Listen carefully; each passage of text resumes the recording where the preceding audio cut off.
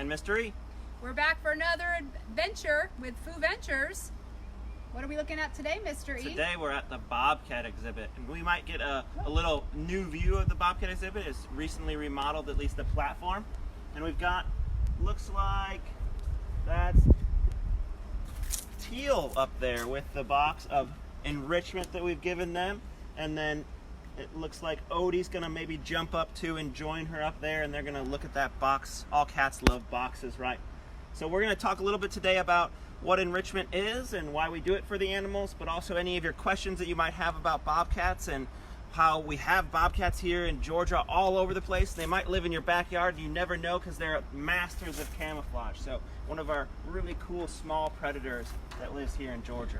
One of our most common cats in the cat family in the United States, North America actually. I think they estimate that there's about 750 to 1 million bobcats in our country. Yeah. So we get a lot of calls. People see them. They think that our panther or cougar is out. We get calls. It's not. It's usually a bobcat. About twice the size of a domestic cat, but very, very similar in many of the behavior, right, Mr. E? Yep. And so so much interaction with the world, with all of its senses that you think of when you think of a cat. Those ears that are perked up all the time, those whiskers, and then also that really strong sense of smell from their nose. He just got a whiff of something that wasn't too great and did a little bit of a sneeze. So they're tearing, or they're not tearing, but they're gonna pull into that box. We've got some enrichment items in there for them, so scent-based but also texture-based. He's scenting it. Yeah, so they will scent it as well, so that's really interesting how they mark their territory. He's claiming it. Actually, she's claiming it as hers, so that's really interesting. But we got lots of different textures in there, and then also we did some physical enrichment by putting it up higher. So we basically forcing them or enticing them to come up higher and get a little bit of exercise, do a little bit of jumping. You saw that going on. So obviously it was marked, and so that allowed them to kind of get in the habit of knowing that's there, that's an item that's theirs, and now they might investigate a little bit more. So looks like we're gonna have some paws moving in. They might push it off the platform, but we've got fur in there of different types. We've got scents. We've got holes in the sides of the box so they can reach in, and then the big prize inside is there's 2 goose eggs inside, one apiece. And I don't know if they'll get to those right now because it takes them a while sometimes, but we'll see. We'll see. Bella, Kara, Maisie, Logan, all of our all-time favorite viewers that are always watching us. We're so happy that you guys are tuning in. All right, so let's talk about the characteristics of a bobcat and why you would know that it was a bobcat. Maybe if you got a camera shot of it, like what do they call those nighttime cameras? Yeah, game cams. A lot of times they show up on. Let's talk about how would you know that you were looking at a bobcat and not somebody's big cat. Yeah. Yes. So first of all, look at their face. What's different about a bobcat's face? Lynx rufus is their scientific name. What's different about their face? Does anybody know out there? Could you see it from the platform? You see what their face, they have a special characteristic about their fur on their face. And this little guy's really loving it. Loving that scent. So if you look at the bottom of their face, to the right and left of their chin, you'll see what's called a ruff. It's like an extra amount of hair that comes down off their face. And that's a very good diagnostic sign of a bobcat, is the ruff on their face. He's roughing up his ruff right now. Yeah, they have those scent glands on the side of their face. They're rubbing in those. That's why a cat will come up and mark you as their territory. A house cat, they'll rub their face on you. That means that you're theirs and that they're yours, so to speak. It's also really interesting diagnostically. Their tail. So you kind of turned around, gave us a view of the backside. So a bobcat has a bobtail, right? And a bobtail means it's short, and it does wiggle and wave around, but it's very, very much like almost a third of the length of a house cat's tail in comparison to its body. So. All right, we want to say some hellos to Melissa in Richmond Hill. Thanks for joining us. Allie and Abby in Pembroke, thank you so much for joining too. Georgia, are bobcats born with a short tail? Yeah, they are. They are born with a short tail, and they're born looking not exactly like the adults, but pretty close. Their coloration is a little bit different, and they do sometimes get mistaken for small cats. There it goes. Oh, he pushed it off. Or she pushed it off. No, that's he. That's Odin up there. So there's some fur up there still that he'll get to rub in. But yeah, so there's sometimes was taken for kittens because they are about the size of a 2-3 week old kitten when they're born. So sometimes they do get mistaken, but you'll know right away because the bobcat will have that bob tail. So unless it's a Manx or something like that, you'll know if it's a bobcat kitten because it has that bob tail. So if you ever seen a photograph maybe of a kitten cougar and a kitten bobcat, they really look a lot alike. There is that one diagnostic feature that you can tell immediately from a kitten of a cougar or a kitten of a bobcat, and it is the tail. The cougar has a longer tail, obviously. Hi, Charlotte. Hi, Hannah. And hi, Mom and Dad. Hi, Mr. and Mrs. Swanson. Thanks for joining us. So we have Illinois in the house. We're going to have a competition to see who is the farthest away watching us live streaming here. Yeah, we had a North Carolina earlier. Ooh, Audrey, excellent question. Does the white on the ears and tail help with the camouflage? Well, so the white on the tail, on the ears, is more of a, not so much camouflage, but of a communication. Yeah. So there's several theories about why they have the white spots on the back of their ears. My favorite are eye spots. Yeah. That's my favorite theory. Because cats will lurk and they'll pounce, they'll get down low and they'll crawl. And usually it's like they're waiting for the right opportunity to pounce on their prey. If they see the eyes of the prey, that's going to be a little bit more work to get the animal because the animal sees them. But if they turn and run, game is on. So think about that. If you have white spots in the back of your head and you're leaving, going away from the predator, they still think you're looking at them. Yeah. So that's a good theory. Another is to, when they're in the forest, they're camouflaged, right, Mister? You can hardly see them. Yeah. Even in their exhibit, you can walk within 6-8 inches of them and not see them unless you're really looking. You looking. want to come up here and get down on them. Maybe you can see that they're in the forest a little bit more, and they just become shadows. They're very, very amazing. They have that counter shading, the white on the belly, because they are arboreal, helps them blend in if something's looking up from the sky. That patchy coat is different for every individual. Some people ask how we tell them apart. It's mainly by their coat and their shading, but also size. Teal is a little bit smaller than the boys. We have Bo, Odin, and Teal, 2 boys, 1 girl. And really, really interesting what I think and what Michelle said, if you've got a medium-sized animal, a medium-sized cat, or small cat, it can be preyed on by a lot of things. So if it's going to be running away, it can always have those eye spots behind them to maybe think, oh, take a step back.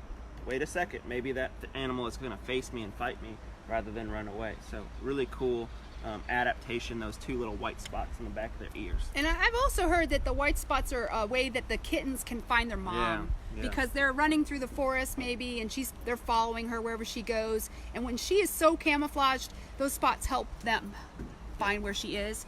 We have some hellos from Stella. Hi, Stella in Pembroke, and Heather from Georgetown, and Derek Stewart. Hello. And we have some great questions coming in. Timothy, what is their favorite thing to eat? Yeah. Oh, a wild bobcat has a very wide variety of diet. So small mammals, but I've actually even read that a bobcat can take an animal like a deer. Yeah. So they can take an animal like up to 10 times their size. That's pretty phenomenal. But mostly they're going to eat rabbits and mice and rodents and amphibians, small reptiles, snakes. These guys are really good snakers. Yeah, I think probably if from our bobcats, anything that's really fat rich they like a lot. So eggs and things like that. Anything that's going to have a high fat content in it is good for them. They also like really iron rich organs, if you know what I mean. So they like to eat those as well. But yeah, they're really, really interested in any food item that we give to them.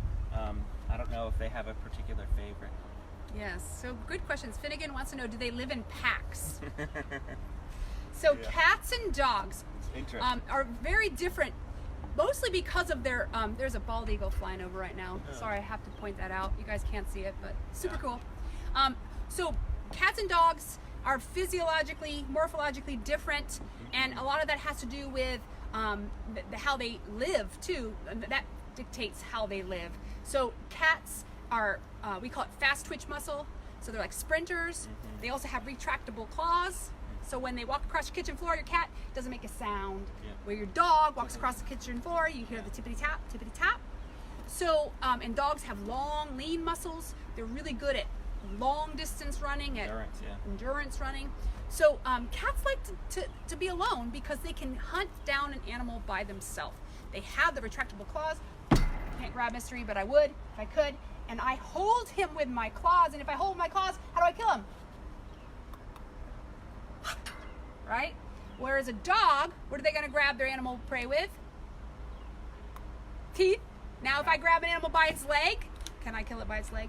No, I'm going to grab it, and I'm going to jump on its neck, and I'm going to have my pack help me. So they have to have a pack help them hunt. Whereas cats, they don't need a pack. They don't like to be in packs. In fact, the mom is the only one that's going to be with another bobcat probably for the first year of their life, and then she'll kick them out too. So they're solitary animals. So if people worry about our cougar being alone, no, that's for our own benefit, because he would fight with another cat. Lucy, hi Lucy. Lucy comes here a lot. Lucy says she hears a meowing. What other vocalizations? Mystery, can you do some impressions? They do meows, but with a B on the end, so they go bow bow, bow bow. Or they do like meows that are kind of high pitched, like meow meow, meow meow meow meow. They also do like little purrs, like a low rumbly purr, and that is usually a sign of like they're happy to see someone, and they'll rub against the fence if they get some visitors that they really like, or they know, or they recognize, because they probably recognize your smell or your voice. They also do really interesting vocalizations that sound like bird chirps sometimes, and these are typically when they're talking to each other. So you might have Bo, who's in the backup right now, chirping at Odie when Odie gets a little close, because they have a little bit of a sibling rivalry. They're brothers. We got a lot of questions coming in. You guys are awesome. Thank you so much for joining us on Fooventures today. Elliot wants to know, do they climb trees? Yeah. These guys are pretty lazy as far as bobcats go, but a lot of times you don't see bobcats because when they're not hunting and they're lazying about like most cats do, 18 to 20 hours a day they're sleeping, they're going to be up in a tree just hanging their front legs over a branch, back legs over a branch, just sitting in that tree getting some sun, digesting their food, relaxing. They don't work really hard if they don't have to. So they do climb trees, and it's a great place for them to ambush prey, but also just to take a nap. And you notice we have flashing on our exhibit because that could be an easy way out. Because they are, like Mr. E said, arboreal. I think Arbor Day is coming up. Has it already come? Arbor Day. You guys know what Arbor Day is? Arboreal, that's the word. Is it the 17th? Jeremy, how big are the babies when they're born? And then how big are they when they're full-sized? Yeah. So when they're born, they're no bigger than a loaf of bread. I would say like a guinea pig, maybe. Yeah, like they're newborns. Yeah, guinea pig size. Oh, Claire says hi, Uncle E. Hi, Ava. Cute. Okay, so wait, I have something to tell you about that. Okay. And so we don't really, I can't tell you the inches or whatever. We're kind of giving you a comparison. Yeah, I was trying to think of like an object to compare to. But did you guys know that our bobcats are famous? Oh yeah. When they were born in South Carolina. The mom had built a den or a birthing area inside an old abandoned barn, and they started to tear the barn down. And when they tore the barn down, they found 3 kittens with the umbilical cords on and everything. And they were super worried about them because they still had their umbilical cords, meaning they were probably just born, and they wanted to try to give them back to the kittens back to their mom, and it wasn't successful. So they found a shelter, a cat homeless shelter, rescue shelter, with a pregnant nursing cat, house cat, that nursed them, and it made the national news. They're super cool. They were on the national news, and so we received them in about a year after they were old enough to come. We didn't nurse them, but their birthday was on April 25th, 2010. So how old are they? Almost Arbor Day. Okay. Arbor Day is 4/24 this year, in a week. Okay, we have some very important dates coming up. So April 25th, gotta say happy birthday to our cats for us. Yeah. Okay, and then on April 26th, do you know the other animal's birthday at Oatland Island? We have Ooh. 4 other famous animals that were on local news a lot. They were born on April 26th. How would you like to come see them? That was really bad. Oh, it's really bad. It's the wolves. So we have Wolves' birthday on the Sunday the 26th, and Saturday, which would have been Fairy and Gnome Festival. Sad face. Okay, I'm over. All right, we got so many great questions. Say hi to Eden. Dawn's gonna see if she can find the news story and post it too. Say hi to Eden. Eden! There Is you it go. Eden Keener? Yeah. Hi, Eden Keener in Arbor Day. Yeah, gotcha. Eden, are you there watching us with the little kidders? Your little, are they there with you? Say hi. You do. Annabelle asked, do they swim like tigers? And what's really interesting is, Good question. while water is a thing that they might be around, they don't like to necessarily go in it. Tigers will seek out water. They like water. They like to swim. Other animals like water, like cougars.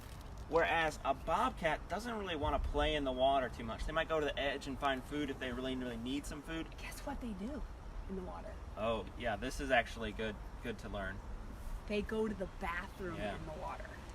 So if you Why want would you do that? If you want to maybe think about why that would be a good adaptation for them, so they weren't, being as visible, but not with the. Sensible. Oh, sensible. There you go.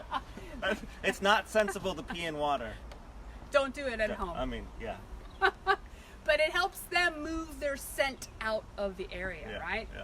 So I'm sorry, you go back to your water story. So I'm gonna yeah, interrupt you. so that they don't really seek out water. They're not big swimmers, but there is an amazing story about a bobcat that has all to do with water. And Miss Seashell might remember the name of that book off the top of her head that has it in them about how they got their bobtail. Do you remember it? No. Because their tail got frozen in the ice. Oh yes. Yeah, so there's an old folk tale, Native or maybe it might have been a Native American tale about how bobcats got their bobtail, and it has to do with their tail getting frozen in ice, and because they were very vain, they loved their tail and how beautiful it was. So it's a very good story. We'll put a link in so that you can check that out if we can find a good I've heard a the good story resource. about how they got their spots. Oh, really? And that was also a Native American tale about the trickster, and they started a fire in the forest, and it singed their coat, and it made spots on their coat. Sooty spots. So yeah, remember, they're spotted. Kittens are spotted as young, and then they lose their spots. So, how fast can they run, Abby? We've got a lot of questions I haven't passed. Let me go back to Leah. We'll come back to Abby. Do you know how fast they run? Real quick? Faster than you can run. So you're not going to see them a lot. Jackson! Nice to hear from you. Sorry I didn't see you yesterday. Apologize for that. Leah wants to know, what do they do in the wild? Well, I'll tell you, first thing that they do in the wild is sleep a lot, just like they do here. But they're crepuscular. Word of the day! Yeah, Say that again. Crepuscular. Say it with me. Crepuscular. I say Crepuscular. Crepuscular. Spell it. C-R-E-P-U-S-C-U-L-A-R. I think I said that right. Crepuscular. So that means dawn and dusk is when they're most active out hunting, and then they'll sleep a lot of the time through the day, hiding in their tree, like Mr. E said, or in the understory. We got Cat back at the box again. Yeah, they're rubbing on that box again. Crepuscular, but they'll still move around in the day too. So don't be freaked out and be like, oh my God, it's a rabid bobcat because he's out in the middle of the day. Oh no, they'll do it. They'll go out hunting, looking for any time that they can. So what do they do in the wild? They hunt. Yeah, they're like a mid-range predator, kind of on the trophic levels of things. They can be eaten by other predators. They might even, every once in a while, grab up some prey that's larger than them, but they're in that mid-range. They're not doing a lot of population control for our large mammals, but definitely for our small mammals and our snakes. they're doing population control. So if we remove them from the habitat, a lot of times you'll see an abundance of small mammals in that area, and also snakes and lizards. And so then- they're important. And then Maisie, we are going to get your question. Yeah. She, does Odin and Teal ever catch, and Bo, Yeah. catch wild animals in their enclosure? Yes. We actually have a snake in our exhibit. You might know of our king snake, King Henry. He's in the wolf cabin. He was a bobcat find. They found him and put some holes in him because they weren't eating him, but they were playing with him, and we gave him some antibiotics, helped him out, and we kept him in the collection. So yeah, they definitely do. They catch things. They have wild instincts. You know, they're habituated. Yeah. But they are definitely wild, and we don't go in with them just because, you know, they are powerful little creatures. And we do apologize, guys. We know we're right on the marsh edge, and the wind just picked up. So if you're getting a lot of marsh noise, we do apologize for that. The wind did just pick up on that, but that's just nature. Joey, do they have toys? They do have toys, and their toys are often in the form of things that they can tear into, that if they consumed wouldn't hurt them. So a lot of cardboard-based things, a lot of toys that are indestructible, like hard plastic, and then they also do play with these scent bags that we put in and boxes. So they do have a lot of toys in that way, but they're not going to go and carry around a toy, so to speak. They're more like batting it around, trying to get the treats out of it, and then they're going to leave it alone after that. They're not like a dog. They're kind of like a house cat in that way. They like to chase things that move, chase things that have good scent, or maybe look like a prey item. What's a special treat food? Why is it they like to eat? Ooh. Eggs. Eggs, yeah. So you said eggs. Eggs are good. I think a lot of times we'll give them fish too, like a whole prey item like a fish. Would be really interesting, has a lot of good smells in it. Also is good because they consume it whole, so they eat all that bone and cartilage and things like that. That's going to be really nice for them to get all those nutrients that way too. All right, these are really great questions, you guys. Catherine wants to know, how long can they live? Yeah. So, you know, captivity, there's always longevity, right? Mhm. Because there's veterinary care. So I've heard of a 30-year-old bobcat in captivity. Yeah. 30-something, 32 maybe. Yeah. But that's really old. Yeah. I would say even mid-20s is really old Yeah. for a bobcat. Like wild, maybe 10? Yeah. Yeah, 10 to 12 years I would think would be kind of the prime of their life, is when they're in their early 8 to 10 years, and then they're going to kind of drop off and not be a breeding individual.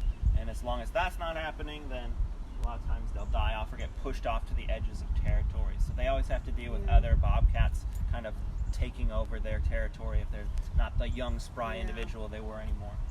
Eaton wants to know, what kind of enrichment do you use with them? Yeah, so they get tons of different kinds of enrichment. Yeah. A lot of it is, like we said, texture based, so different textures that they can tear into and get into. They really enjoy perfumes of all different kinds, but especially floral scent they really like. Ooh. They like to spray on floral scents or fruit scents. Do you think both of them do, or just Teal? I mean, I think all of them do, but maybe Teal likes it more. Teal's our 'cause she's girl. a lady. But it's really interesting too what they kind of think of as a smell that they want to cover up, or a smell that they want to kind of tear into. So we have fish oil and fish oil pills. You can kind of open up and spray the oil around. They go crazy for that, and they'll rub on that all day long. But if you put a piece of, let's say, maybe from our goat, when we do our goat shearing, put a piece of fur in there, covered in some floral scent, they might take that and remove it from the box and move it away. Maybe they don't want it near the box, or maybe they want to save it for later. So they're very interesting. A lot of times their favorite thing to do is just to roll in anything that smells interesting and get that smell all over them. So, Mr. E, will you talk to our friends out here about what does it mean when a cat is going like this?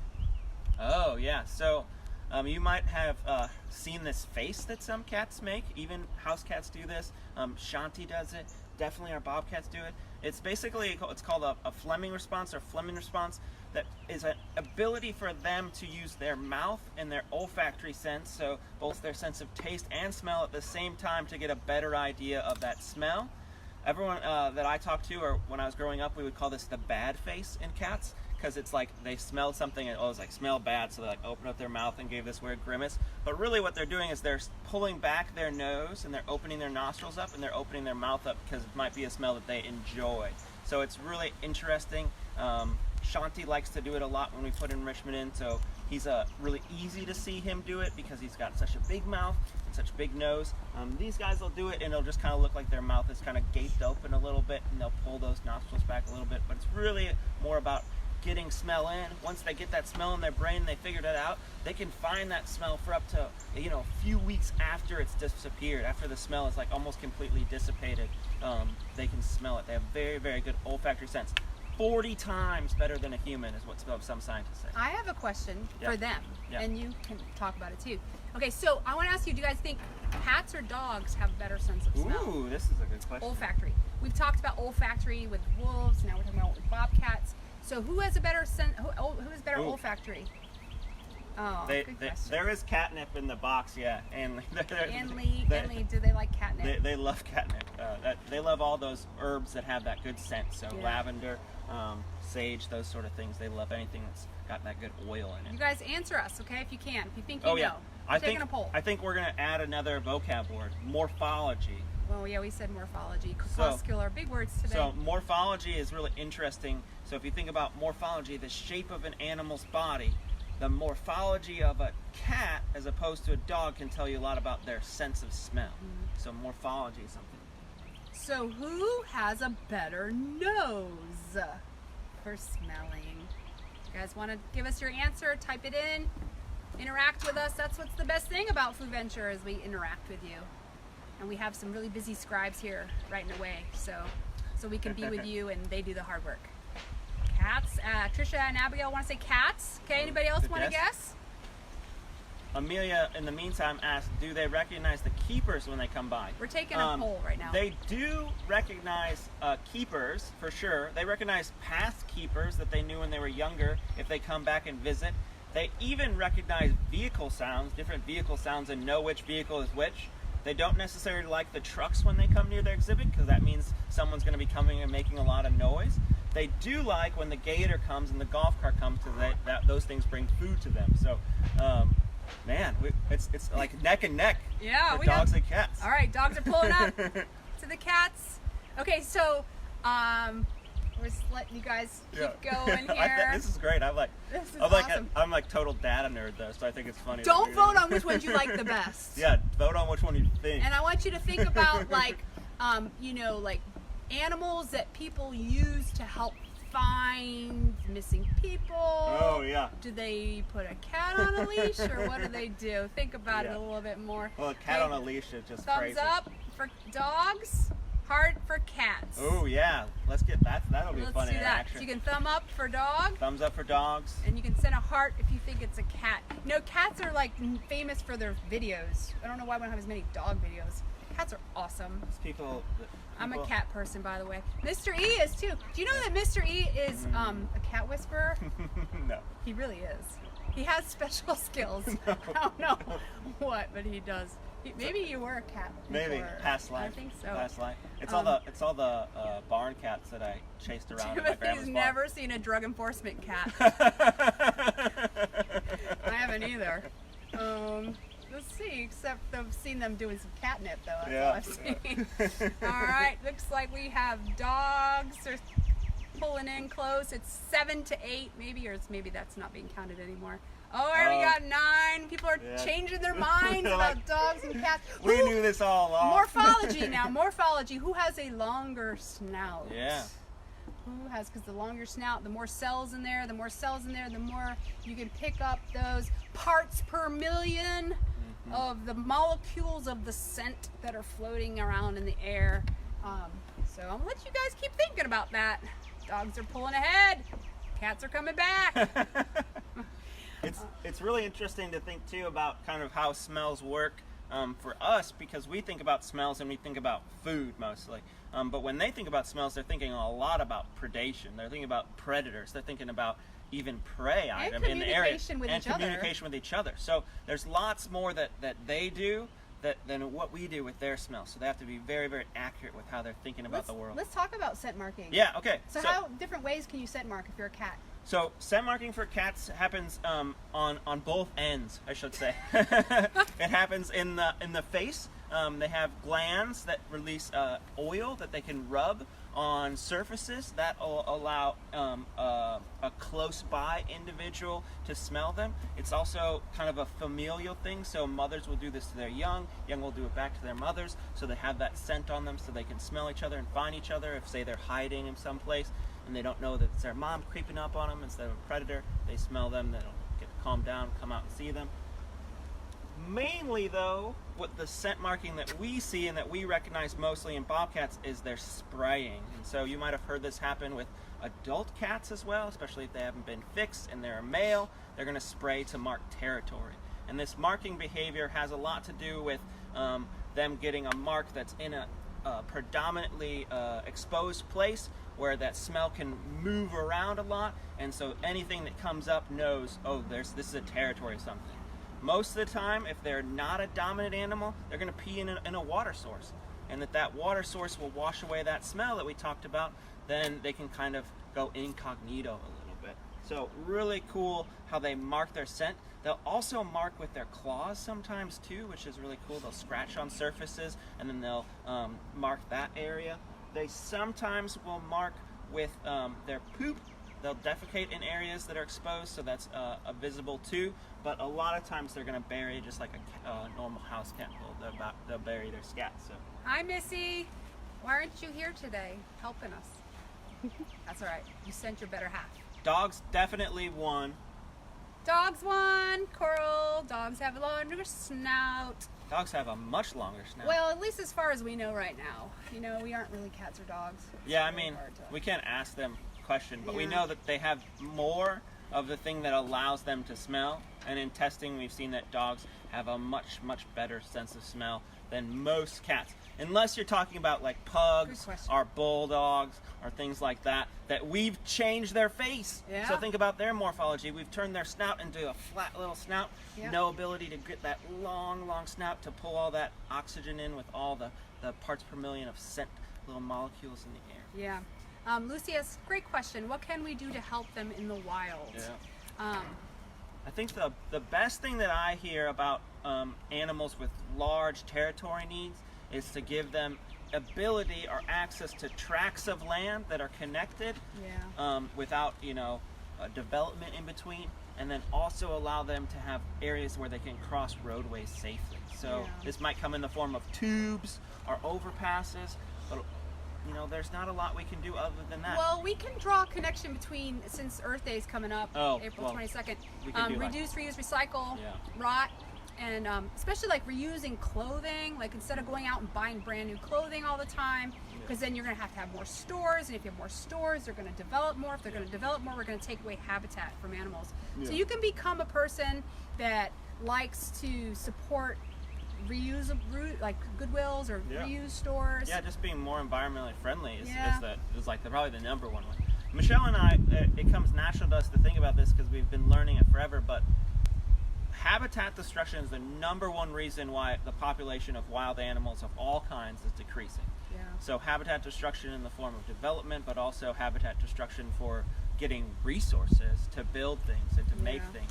So if we can cut down our resource intake and reuse things, then that actually helps animals a lot.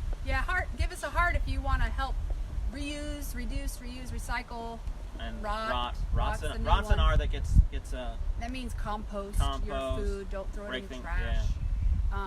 So give us a heart if you're interested in helping out our animals. Ansley's here in Florida. She in Florida? Awesome, Ansley. Thanks for joining us today. How do they stay cool in summer? Well, they get a bathtub, and they've got a bathtub now since the temps were going up in the back. They've got a bathtub that they can go in. Is that Teal? They'll also get no, that's Odie. Hi, Odie. They'll also get frozen treats, so they'll get popsicles if it's just really hot. But in the wild, a lot of times they're going to cool down just by finding shade, finding a nice cool spot near the ground. The ground is always cooler, right? If they want to, they might even get wet to cool down. And then they do a little bit of pantsing, but not really. That's kind of a really rare. If they were overheated because they were maybe out hunting or something, they might pant to cool their body down that way. But most of the time, they're just gonna find a nice shady spot and hang out. What a sweet little kitty you are. Yeah. Meow, meow, meow. They're so regal. Meow, meow. Meow, meow. Meow. Meow. Can you say hello to everybody out there? Meow, meow. Say hello. Say we miss you. He's like, what are you doing? We miss you. Meow, meow. If you can see his tail twitching, that's another way that they communicate. He's communicating, ooh, I'm a little excited. If you're happy and you know, wag your tail. There you go. Meow, meow. We do want to remind all of you, if you have friends that aren't able to watch us live, that we can be seen on Facebook through the Friends of Oatland Island page. We also have our Oatland YouTube up, where you can always go and see videos there. We also have the Comcast station, that SCC PSS channel 195 will be hosting some of our videos soon. Yes. So Comcast channel 195, my Uncle Timmy is just tuned in, said hi, EGS, eggs, as they like to call me. So good to see you, Tim, or hear from you. I don't guess I'm not seeing you. But really, really, really cool that you guys got to visit us today, and we're so happy to do this for you, and we want to continue doing this. So if you've got topics, or if you've got an animal that you want to see, let us know in the comments. We will try our best to feature that animal, or maybe even just that topic. We think about lots of different topics we can do. You know, Eric, it would be a real catastrophe if we didn't have this program. So I'm so No, I glad have to we think of them. one off the top of my head. Oh. Well, at least we're here, right? Meow. Oh, Good, I'm done. awesome. Send us your puns, your Yeah, cat puns. Cat puns are great. Yay. Did I tell my joke yet? The cat joke that I love so much? No, tell us your Okay, cat joke. English lesson for today. How is a cat like a compound sentence? How, Michelle? Tell them. You know the punchline. No, you tell it. Okay, so one has claws at the end of its paws, and one has paws at the end of its claws. That's going to be heard a lot I know. in Fooventures, isn't it? But it's important. It's a good one. It's a very good one. Use your semicolons. Yes. Good. Oh, we used to have so many meows, puns. Can't think of any right I'm now. like blanking. It's all the pressure. Yes. We should have been thinking about it in advance. Cool. It's like you guys have been thinking about joining us. We're so glad. Thank you for joining us. In Next Fooventures. next Fooventures Wednesday, next week, and we'll feature whatever you guys vote the most for, as long as weather permits. So Let's give you some ideas. We got our bison. bison would our be great to white-tailed do. deer. We got the deer. We got all the animals in the barn. We got all barnyard animals. We're gonna try to except save- for the bunnies. Oh yeah, we done them. Yeah. We're gonna try to save the building animals for rainy days. Yep. But we have all kinds of animals inside our collection to look at there. We have some raptors to feature if you guys Yeah. want to think about them. Maybe want to see another raptor other than our owls that we already featured. Yep. And the eagles. We've seen the eagles. And the eagles. And then we do kind of have Fox. like other topics that might be more walk and talk kind of thing. We could walk around and talk about trees. We could walk around and talk about fungi. We could walk around and talk about the interesting things that can be found underneath a rotting log. I mean, Michelle and I love just rolling over logs and seeing what's rolling. decomposition that's going on. So Yeah. lots of cool. We could make we could make enrichments with you guys and talk about all the different factors that go into that. We could even do an enrichment that you could do for your dog or cat at home. So Yeah. lots of cool things we can do in that regard too. So we hope you tune in next week. We hope that you share this with everyone. We're so happy that you love Oatland and you love it enough to tune in to see us, even though you can't be here during this crazy, crazy time. Have a great weekend and Yep. stay safe. Yep, stay safe, guys.